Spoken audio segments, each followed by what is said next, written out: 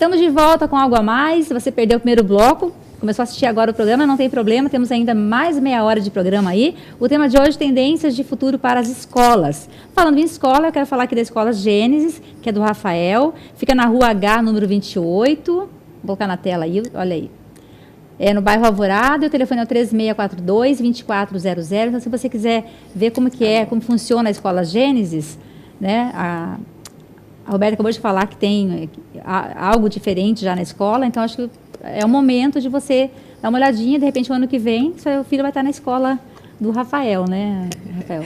A mãe do Rafael foi minha aluna, conheci ela quando ela estava construindo a escola, e ela participou comigo de um curso de pós-graduação de psicopedagogia, mas é uma estudiosa de primeira categoria, aquela, né, já é vó, e que você perguntar para ela de tendência do futuro, de estudo, de coisa, ela domina, é impressionante, é uma delícia, como ela gosta de estudar. Só então, você dá aula na Escola Gênesis? Não, eu fico na parte da direção. Direção. E você é médico, então você tem aí duas missões, né? É isso. Com certeza. Vamos lá, você falou do Facebook, né? Então, eu perguntei no final de semana, né? Falei, vamos ver o que será que as pessoas imaginam. E ele estava falando uma coisa importante, que é essa questão da rapidez. Isso preocupa também. Por outro lado, é interessante, é gostoso, faz parte dessa discussão do futuro, mas ao mesmo tempo ela preocupa. Por exemplo, nós nunca tivemos uma geração com tanta preocupação em relação ao transtorno de atenção, à hiperatividade, aos transtornos de ansiedade, por aí vai, né? Dá outro quadro, né? E uma das coisas e essa rapidez tem uma relação direta com isso, né? Sim. Então, são mentes também que estão muito inquietas. Né? Agora, e isso influencia até a formação neuronal. Estou lá de um médico aqui, fico até com vergonha de falar que ele entende muito mais do que eu, mas como neuroeducadora, né, eu posso dizer que essa maneira como essas crianças estão vindo ao mundo, essa coisa do touchscreen, essa coisa do WhatsApp que você estava falando, isso tudo que eles estão se acostumando a fazer, isso altera a maneira como funciona o cérebro. Então, é um cérebro que parece que está assim, 24 horas no ar e numa intensidade muito rápida. Isso também é delicado. E uma das pessoas que participou, a Giane Fiorenzano, que é uma graça, está sempre refletindo comigo no blog, ela falou uma coisa interessante, que ela acha que nessa questão do futuro, eu não vou ler todo o comentário, mas ela coloca que no futuro, a escola do futuro para ela é onde os professores entenderão mais sobre neurociência. Entenderão sobre o funcionamento da função cerebral. Ela fala de plasticidade cerebral, funções corticais. Então, é uma coisa que eu realmente desejo, que nas escolas do futuro os professores possam entender muito mais de funcionamento cerebral. E quando a gente entende que essa geração é uma geração diferenciada em termos do funcionamento cerebral, eu não consigo trabalhar de algumas maneiras alguns conteúdos, que eu entendo que eles têm um modo de pensar diferente. Né? Então, eu realmente concordo com a Giane, não foi só ela que comentou sobre isso, outras pessoas também disseram. A Ana Lúcia, que é ela fala muito também dos benefícios da neuroeducação para a educação, tem um blog sobre isso, e ela também falou bastante sobre essa questão, preocupada com as edutopias, as questões também que fogem um pouco, que ela coloca que esse professor do futuro, tomara que não seja um professor conteudista. Acho que o Rafael estava dizendo isso, que na escola dele eles já colocam isso em prática, que não seja um professor conteudista. Que mais? Uma coisa que falaram também, a Kátia também colocou essa questão das potencialidades. Nós falamos sobre isso. Para ela, a escola do futuro é essa que vai descobrir as potencialidades de cada um. Enfim, aí também tem a Cleomara, que também participou, a Cláudia, a Célia Regina, a Maria Helena, a Prisla. Devagarinho eu vou comentando aqui conforme for encaixando. Então, e como que a gente vai lidar com isso, pai e mãe? Porque a gente não está nessa velocidade mais, né? Pois é, a gente não está, alguns estão, outros não, nem né? Todos, a gente precisa ter essa preocupação de cuidar para que essa mente também não esteja tão acelerada. Né? É nesse sentido que você está falando? Porque ele está lá na frente, eu estou aqui atrás. Então, como é que eu vou acompanhá-lo, né? Pois é. Preciso acompanhar a gente meu tem que filho saber também. o que eles fazem, conversar muito com eles, perguntar, olhar o que eles fazem. E acho que o diálogo é a melhor maneira de acompanhar. Mas quando a gente dialoga muito, a gente descobre o que eles estão falando, o que eles estão trazendo à tona, de onde eles estão descobrindo esse vocabulário, que conteúdo é esse que eles estão trazendo à tona, mas de onde está vindo isso tudo. Acho que é acompanhar, né, Gisele? Não estimular em excesso. Algumas vezes, sem querer, a gente acaba estimulando essa tecnologia, dando para essa criançada antes da hora, né? Eu tinha, então é seu e você usa. A gente pode ter e dizer que de vez em quando ele vai usar, tem que se preocupar, porque clinicamente, cada vez mais comprova-se que essa tecnologia está agitando mais a mente dessa meninada. Né? Então, é uma coisa que a gente deve se preocupar e tentar diminuir. Gisele, que tal agora ir para o vídeo? Pois você acha? Né, gente? O vídeo está no ponto? Tem um vídeo bacana aí. A Roberta falou tanto desse vídeo, estou curiosa. Curiosa. O tema de hoje, tendências de futuro para as escolas. Vamos lá, pode rodar o vídeo aí, então. Vamos lá. Você me reconhece? Em breve serei sua nova aluna. Mas nem sempre estarei sentada em uma sala de aula. Eu não pegarei um lápis, não abrirei um livro. Você cresceu com livros. Eu leio em meu laptop, meu tablet, meu smartphone. Eu uso o teclado muito mais do que a caneta. Eu sou uma nativa digital, uma aprendiz ativa. Por que carregar apenas um livro quando meu tablet me conecta com o mundo? Eu quero saber coisas o tempo todo e em tempo real. Posso buscar o melhor preço para sapatos legais ou pesquisar o caminho para o Himalaia? Para aprender, eu pesquiso online, porque a sala de aula não é o suficiente para mim. Não quando eu posso ver rostos, ouvir vozes e conversar com pessoas do outro lado do mundo. Eu quero aprender sobre a história da China com alguém em Pequim. Minha escola precisa me acompanhar. E não o contrário. Eu tenho cada vez mais opções. Quando você tinha minha idade, ninguém tinha ouvido falar de educação à distância. Ninguém imaginaria uma escola virtual. Mas hoje, com o uso da tecnologia, é possível realizar cursos inteiros de forma online. Eu uso dispositivos móveis para me conectar com amigos, colegas e professores. E quando eu estou conectada, tudo fica mais interessante. Eu não compro músicas, filmes ou livros em lojas. Eu faço isso online. E quando eu curto alguma coisa, compartilho com os meus amigos. É assim que eu quero que minha educação seja. Eu preciso de um diploma muito mais do que os meus pais, pois eu sei que o mercado está cada vez mais competitivo. A sua instituição de ensino está preparada para receber uma nova geração de jovens que aprende conectada com o uso da tecnologia? Você quer me conhecer? Em breve eu estarei mudando o mundo. Mas eu preciso de você. Se você estiver preparado, eu o encontrarei. Mas é seu desafio acompanhar o meu ritmo de aprendizado. Eu sou uma nativa digital, uma aprendiz ativa. Ouça-me, ajude-me. Juntos, podemos criar o futuro. Parabéns, o vídeo é lindo. Mas assustador também, né? Sabia que você ia falar isso.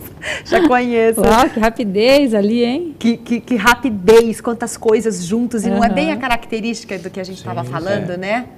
O que vocês acharam? É bem isso mesmo, a tecnologia ela veio para ficar e a gente tem que aprender a se acostumar com ela, não necessariamente que ela seja participante em todos os momentos da vida, mas que ela tenha o seu lugar garantido ali, até porque as crianças elas se interconectam e essa rede ela faz com que elas aprendam, faz com que elas cresçam e faz com que elas criem novos vínculos com outras pessoas. A gente tem que ter cuidado em manter esses vínculos sob controle para você não perder o controle do que está acontecendo. Mas elas precisam ter uma necessidade. E assim, uma outra coisa também que até tinha comentado no outro bloco, você tinha falado da questão da timidez. A gente tem como fazer uma avaliação, as avaliações hoje também são uma tendência dessa nova escola do futuro, que você tem que avaliar o aluno quando ele chega na escola e a evolução dele durante a escola.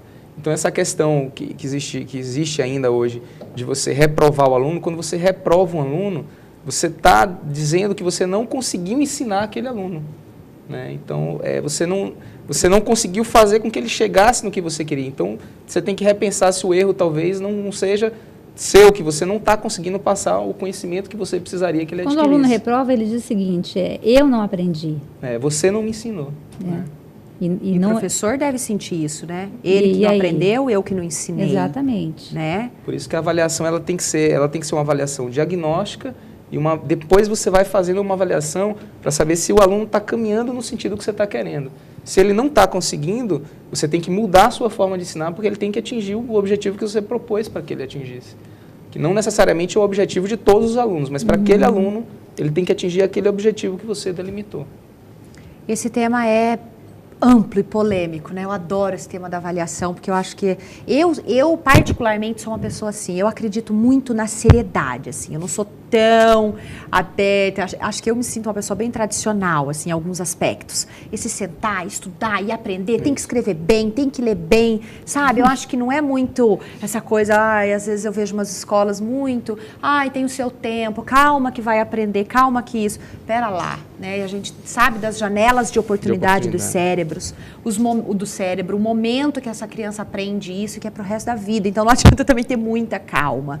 Nesse sentido, eu fico ainda buscando muitas leituras em relação à avaliação, porque que não dá mais para ter aquela avaliação do passado, que você estuda porque você tem que fazer uma prova, isso, por favor, né? Acho que não cabe mais. Mas, ao mesmo tempo, acho que nós ainda também aprendemos pouco, estamos construindo as novas maneiras de avaliar, porque eu acho que é importante avaliar o que o aluno está aprendendo, mas o Rafael trouxe essa sabedoria, né? Avaliação diagnóstica. Né? Eu acho que eu estou avaliando você para diagnosticar o que você aprendeu, o que você não aprendeu, onde eu posso te ajudar mais, não é, Rafael? Exatamente. Nesse sentido de continuar fazendo esse meu aluno crescer e não mostrar para ele uma coisa estacionada. Tá aqui, você tirou 4 na minha matéria. E aí? Essa é a escola do futuro? Né? Exatamente. Complicado isso, eu acho que precisa evoluir. E eu estava pensando aqui, né, você falou de como que era a minha escola antigamente, como é que era, e eu estava pensando que acho que todo mundo foi assim, né, o seu professor era um deus, né, ele sabia tudo e você não sabia nada, então você tinha que aprender com ele. Então, se você não tirava uma nota boa, você não aprendeu. Não foi a gente nunca dizia que o professor era um professor ruim, que ele não sabia. Não falava nesse assunto, né? Se ele escrevia errado, ninguém falava nada, acho que ele nem percebia, sei lá. Né? Hoje não, hoje o professor é muito cobrado, né? Em algumas escolas, né, Gisele? Eu sofro tanto que às vezes eu tenho crianças que têm transtornos tão severos e que a escola ainda é super tradicional. Então, assim, o professor deveria ser cobrado, não é isso? Sim, eu acho que o professor precisa ser cobrado, né? Eu acredito nessa coisa muito... Como você está falando, antigamente, né, era o erro só do aluno. E hoje, será que é correto ainda continuarmos? Eu acho que é um equilíbrio. Acho que o equilíbrio seria o ideal. Eu acho que nem pode deixar essa avaliação, né? Mas também não pode ser nesse sentido.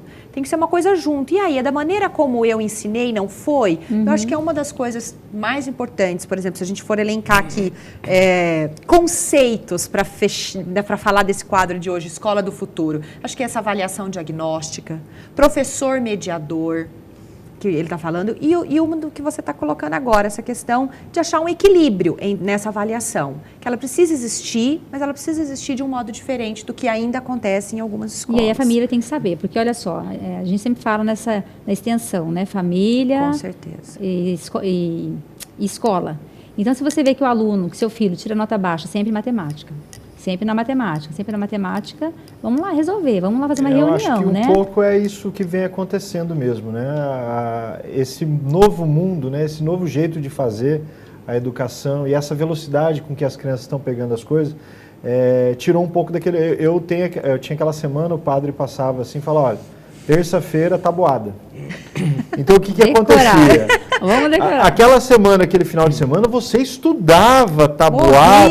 Hoje tem aplicativos de tabuada, tem chuvinha que cai a ler 3 vezes 7, 3 vezes 7, e sabe, tudo no celular, mas a criançada acho que tem tanta coisa, né? Que esses dias eu fui cobrar, né, uma sobrinha e vi a dificuldade dela em cima da tabuada, que é uma coisa tão básica, que eu acho que toda criança deveria chegar na 5ª série ali, ter na ponta da língua, né? Eu era decorado mesmo. A gente decorava, na época tinha até um lápis, eu lembro que a gente foi proibido de usar o tal do lápis, a Faber-Castell que tinha tabuada, né? Então a gente passava o semana, e ainda deixava ali escondido debaixo da carteira, né? Dava um jeito para conseguir o resultado, né? E hoje eu vejo que as crianças não têm isso, por mais que tenham bons aplicativos, né? A tecnologia tem ajudado muito, mas são tantas variedades que você, hoje, uma simples tabuada, parece um bicho. Vai perguntar, não sabe, né? Não, pelo menos os que eu fiz uma entrevista esses dias, não são todos, né? Então a gente nota uma dificuldade enorme, principalmente na matemática, eu vejo isso aí, né? Que a criançada não consegue mais, não sei se na época a cobrança era maior, ou a imposição do professor, olha, terça-feira eu vou te cobrar isso aí. Né? Então eu sorteava na sala ali, as salas na época 40, 50 alunos dentro da sala. Nossa, o coração ia mil, né? Você ia 1000 ali, né? Sorteava 10, assim, rezava, né? Eu quero de colégio católico, ô senhor, que cobra do lado do lado. Né?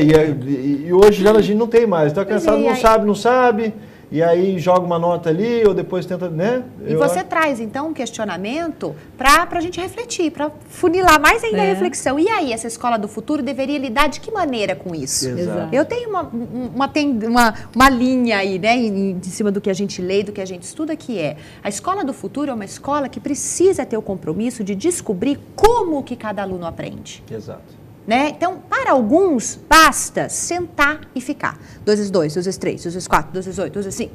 E ele, de tanto falar e de tanto estar ali com aquele caderno, ele decora. O outro precisa que alguém fique tomando, né? Vamos, meu filho. O outro precisa com música. Eu ensinei para uma mãe semana passada. 2 vezes 2.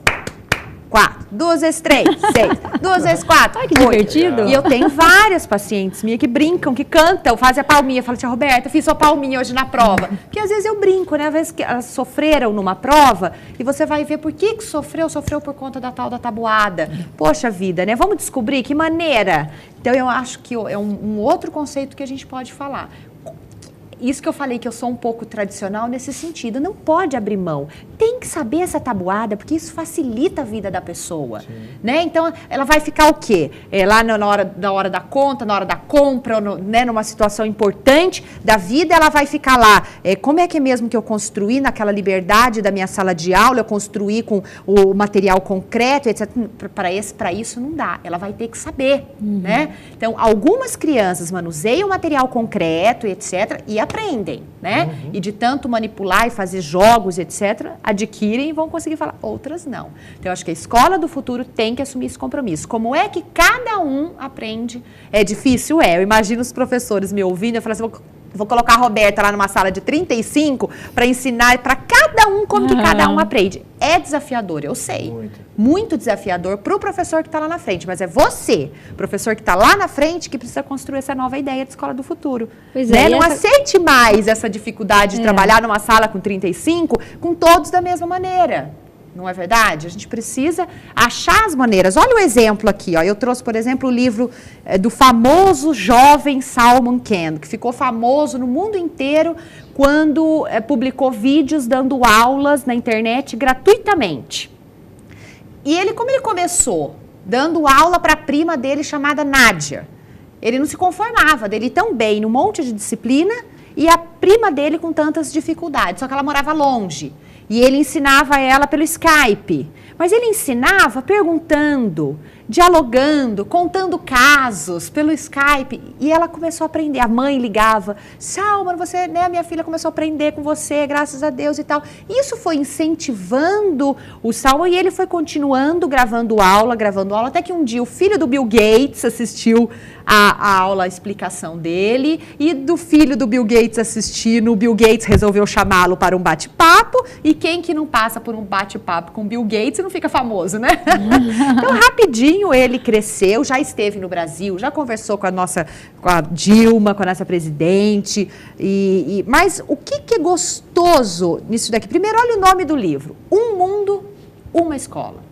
Né? Então, primeiro que ele fala dessa sintonia, assim, de uma coisa única, que seja uma noção geral para todo mundo. O ensinar com prazer, o aprender com prazer. Porque o que ele fala ali, o que ele fez de tão misterioso? Prazer. Descobrir na prima, como é que essa prima aprendeu, né?